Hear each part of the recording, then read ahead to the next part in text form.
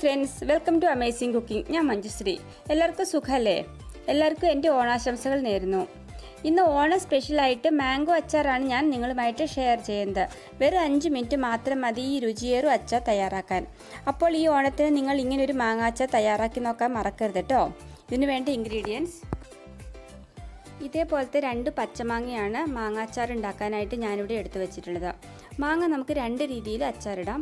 ഒന്നുകിൽ നമുക്ക് അതിൻ്റെ തോലോട് കൂടെ തന്നെ അച്ചാറിടാം, അല്ലെങ്കിൽ തോല് മാറ്റിയിട്ട് നമുക്ക് അച്ചാറിടാം. അപ്പോൾ നമ്മൾ മാങ്ങ പതുക്കെ ഒന്ന് കട്ട് ചെയ്ത് നോക്കണം.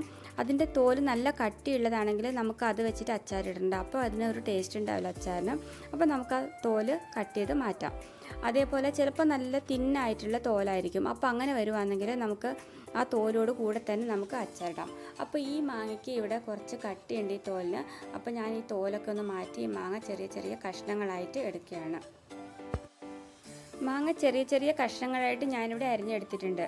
പിന്നെ വേണ്ടത് 1½ ടേബിൾ സ്പൂൺ മുളക് പൊടി, 1/4 ടീസ്പൂൺ മഞ്ഞൾപ്പൊടി, ആവശ്യത്തിനുള്ള ഉപ്പ്, 1/4 ടീസ്പൂൺ കായം. ഇത്ര ഇൻഗ്രീഡിയൻസ് മതി തയ്യാറാക്കിയെടുക്കാൻ. ഒരു ബൗൾ എടുത്ത് അതിലേക്ക് നമ്മൾ അരിഞ്ഞു വെച്ചിട്ടുള്ള മാങ്ങ ചേർത്ത് കൊടുക്കുകയാണ്.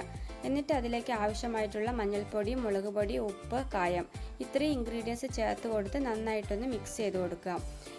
അച്ചാറിന് കൂടുതൽ എരിവ് ഇഷ്ടമുള്ളവരാണെങ്കിൽ കൂടുതൽ മുളക് പൊടി ചേർത്ത് കൊടുത്താൽ മതി കേട്ടോ. അതേപോലെ തന്നെയാണ് കായത്തിൻ്റെ അളവും. ഇനി ഇത് നമുക്ക് നന്നായിട്ടൊന്ന് മിക്സ് ചെയ്ത് കൊടുക്കാം. ഞാനിവിടെ ഒരു സ്പൂൺ വെച്ചിട്ടാണ് മിക്സ് ചെയ്ത് കൊടുക്കുന്നത്. ഈ സ്പൂൺ ഞാൻ നന്നായിട്ട് കഴുകി വൃത്തിയാക്കിയ ശേഷം ഡ്രൈ ആയിട്ട് എടുത്തിട്ടുള്ളതാണ്. ആ കാര്യം പ്രത്യേകം ശ്രദ്ധിക്കണം. നിങ്ങൾ കൈ വെച്ചാണെങ്കിലും സ്പൂൺ വെച്ചാണെങ്കിലും മിക്സ് ചെയ്ത് കൊടുക്കുമ്പം അതിൽ ഒട്ടും വെള്ളത്തിൻ്റെ അംശം ഉണ്ടാകാൻ പാടില്ല. അങ്ങനെ വന്നിട്ടുണ്ടെങ്കിൽ അച്ചാർ പെട്ടെന്ന് തന്നെ കേടായി പോകും. അടുപ്പത്തുള്ള കടായി ഇപ്പോൾ നന്നായി ചൂടായി വന്നിട്ടുണ്ട്. അപ്പോൾ അതിലേക്ക് എണ്ണ ഒഴിക്കാതെ തന്നെ ഈ ഉലുവയിട്ട് നമുക്കൊന്ന് വറുത്തെടുക്കണം. ഇത് നല്ലൊരു ബ്രൗൺ കളർ ആവുന്ന വരെ നമുക്കൊന്ന് വറുത്തെടുക്കണം. എന്നിട്ട് വേണം നമുക്ക് നന്നായിട്ടൊന്ന് പൊടിച്ചെടുക്കാനായിട്ട്. ഇപ്പോൾ ചെറുതായിട്ടൊന്ന് പൊട്ടി വരാൻ തുടങ്ങിയിട്ടുണ്ട്. ഒരു ചെറിയ ബ്രൗൺ കളർ ആയിട്ടുണ്ട്. അപ്പോൾ ഞാനിത് വാങ്ങിയെടുത്ത് മിക്സിയുടെ ജാറിലേക്ക് ഇടുകയാണ്. എന്നിട്ടൊന്ന് പൊടിച്ചെടുക്കുകയാണ്. അതേ കടായിലേക്ക് തന്നെ നമുക്ക് എടുത്തു വെച്ചിട്ടുള്ള ഓയിൽ ചേർത്ത് കൊടുക്കാം. ഞാനിവിടെ നല്ലെണ്ണയാണ് കേട്ടോ യൂസ് ചെയ്യുന്നത്. എന്നിട്ട് ആ എണ്ണ ചൂടായിട്ട് വരുമ്പോൾ നമുക്ക് അതിനകത്തേക്ക് കടുക് ചേർത്ത് കൊടുക്കാം. ഈ കടുകിന് നന്നായിട്ടൊന്ന് പൊട്ടി വരണം. അപ്പോൾ കടുക് പൊട്ടി വരുമ്പോൾ നമുക്ക് ഇതിനകത്തേക്ക് കറിവേപ്പില ചേർത്ത് കൊടുക്കാം.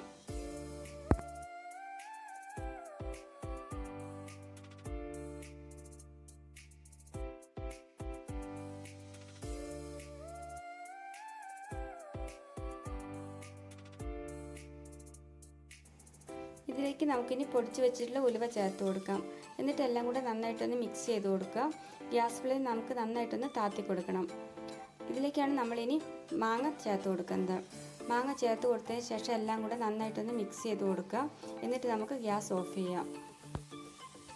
മാങ്ങ അധികം വെന്ത് പോയിട്ടുണ്ടെങ്കിൽ അച്ചാറിന് ടേസ്റ്റ് ഉണ്ടാവില്ല. അപ്പോൾ അതുകൊണ്ടാണ് നമ്മൾ മാങ്ങ ചേർത്ത് പെട്ടെന്ന് തന്നെ ഗ്യാസ് ഓഫ് ചെയ്യുന്നത്.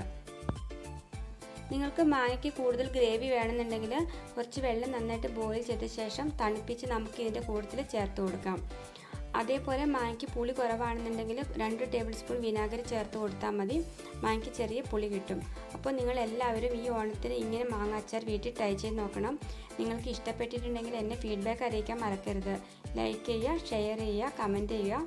നിങ്ങൾക്ക് വീഡിയോ ഇഷ്ടപ്പെട്ട ചാനൽ സബ്സ്ക്രൈബ് ചെയ്യാൻ മറക്കരുത് കേട്ടോ. അപ്പോൾ അടുത്ത ദിവസം ഇതേപോലെ മറ്റൊരു നല്ല വീഡിയോ ആയിട്ട് നമുക്ക് വീണ്ടും കാണാം. അതുവരേക്കും ബൈ ബൈ.